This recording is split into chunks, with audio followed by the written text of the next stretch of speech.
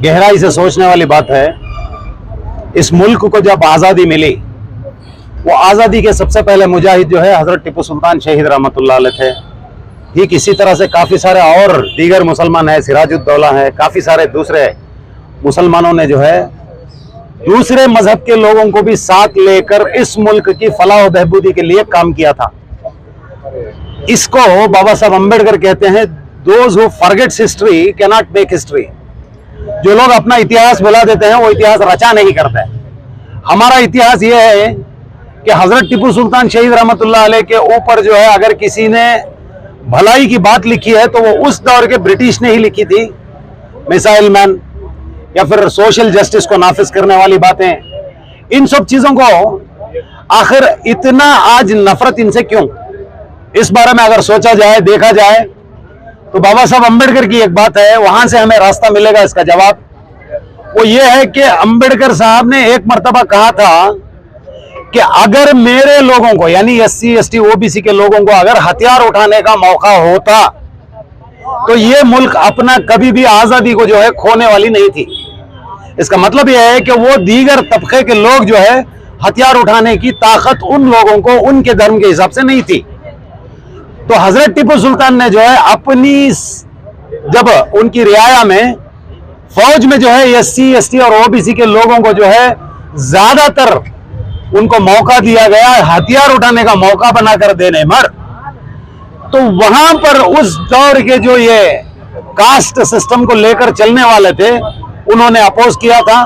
तो वो अपोजिशन जो है आज भी चला रहा है। तो यहाँ एक सबसे बड़ी बात देखने वाली क्या थी, इस्लाम का एक बहुत बड़ा संदेश क्या था, इंसान को इंसान समझने वाली बात, ना कि उसको जात या धर्म के आधार पर हमें उसे दूर रखने की बात जो है इस्लाम हमने नहीं सिखाया।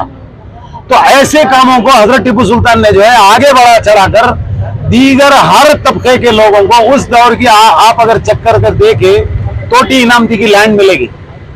जिस जात को गांव से बाहर रखा जाता था, जिनको प्रॉपर्टी लेने की या फिर प्रॉपर्टी रखने की इजाजत नहीं थी, उन लोगों को उस दौर के 5 एकड़ 6 एकड़ की जगह जो है अलॉट करना, ये सोशल जस्टिस उस दौर में जो है हजरत टिप्पू सुल्तान ने किया था। जब समाज के दूसरे गुलामी के तबकों में रहने वाले लोगों को जब बराबरी का हक देने का काम उन्होंने किया, तभी जो है उन पर तनकीद करना, अंदरूनी सियासत चलना, ये सब काम करते हुए उनको खुला पता हुआ था कि लोगों के साथ जो है नाइंसाफी हो रही है। कास्ट सिस्टम के ऊपर के हिस्से में कपड़े पहनने की इजाजत नहीं थी।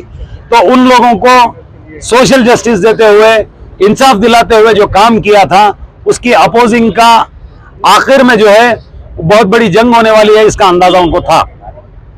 आखिर में राय दी गई, तो राय दिए सूरत में उनकी जो बात थी, एक तरफ जो है मराठा, दूसरी तरफ निजाम, तीसरी तरफ ब्रिटिश थी।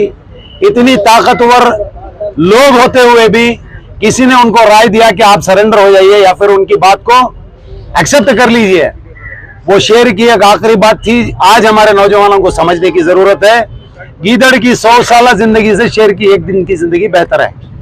आज हम लोग किस रास्ते पर खड़े हैं, या हम लोग या गीदड़ की जिंदगी जी रहे हैं या फिर शेर की जिंदगी जीने की कोशिश कर रहे हैं, हम लोगों को यह मुतालबा चेक करके देखने की जरूरत है। आखिरी जो पैगाम था, हजरत टिप्पू सुल्तान शहीद रहमतुल्लाह अलैह की जब शहादत हो गई, उनकी आंखें खुली हुई थी, उनके हाथ में तलवार वैसे ही थी। इसका मतलब यह है कि आज भी हम लोगों को आंखें खुली रखकर हमारा दोस्त कौन है, हमारा दुश्मन कौन है, हमारे साथ काम करने वाला कौन है, कौन हमारा है, कौन हमारा नहीं है, इसको समझने की जरूरत है। ठीक उसी तरह से तलवार हाथ में रखने का मतलब क्या है, पॉलिटिकल पावर्स। जब कम्युनिटी को सोशली, इकोनॉमिकली, एजुकेशनली एक इंसाफ देना होता है तो आपको पॉलिटिकल पावर में रहना है। तो पॉलिटिकल पावर चाहे जान क्यों ना चली जाए, हम लोग देने के लिए तैयार नहीं होना, यह संदेश जो है हजरत टिप्पू सुल्तान का था। मैं समझता हूं आज के नौजवान इस मैसेज को समझने में कहीं थोड़ी बहुत कोताही हो गई है। मैं हमारे शेख अहमद साहब हैं, वलीबा हैं, ऐसे तमाम बुजुर्ग शख्सियतों के साथ मिलकर आने वाले दिनों में हम लोगों को इस मुल्क के दीगर दबे कुचले लोगों को साथ में जोड़कर इख्तिदार हासिल करने के लिए क्या करना है, इस पर गौर और फिक्र करने की सख्त जरूरत है।